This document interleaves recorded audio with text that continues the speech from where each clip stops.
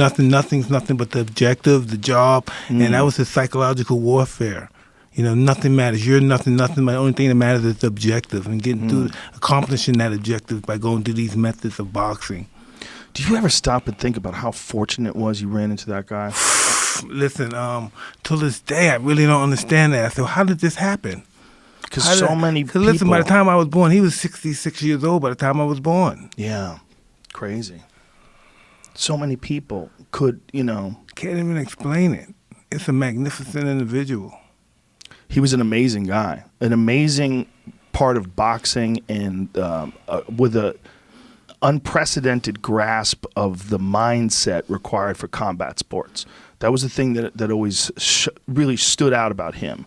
Like, he was a guy that was so well versed in the mindset. I would listen to his speeches that he would talk when he would talk about you, and he would talk about boxing. He would talk about fear, and about fear can be like a fire, it can cook your food, or it can burn your house down, and you have to control it. And when he would describe it, like, it would be so enlightening. He was such a man of wisdom that when he would describe things, they would sink in. They would. Somebody could say the same thing, but with him, he had so much life experience. He wore so many hats. He was a psychiatrist. Yeah. He was a doctor. He was a father. He was a mother. He was just all around that individual. Yeah, and with an amazing knowledge of boxing. And for a guy like you, it was almost like it was ordained. And that's what I always said. It was meant for me to meet this guy. Because I had no way in a million years. Everybody said, no way you're going to be champ. You're too small. Yeah. So you're too short. No way. These guys are too big for you.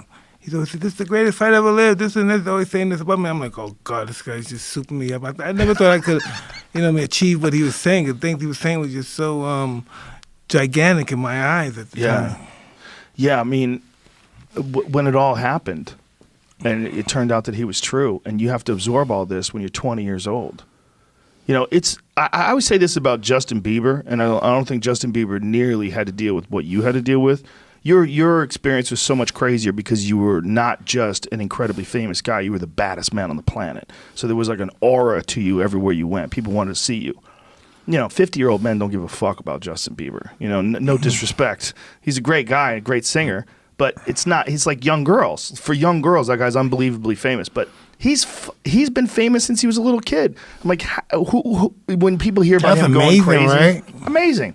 When people hear about him going insane, I'm like, of course he's going insane. You have no idea what it would be like to be him and to be 17 years old and girls literally trying to break into his house to throw pussy at him. They're coming down chimneys. They're flying in on parachutes. They're doing anything they can. They just want to be around him. And you want him to be Justin. normal?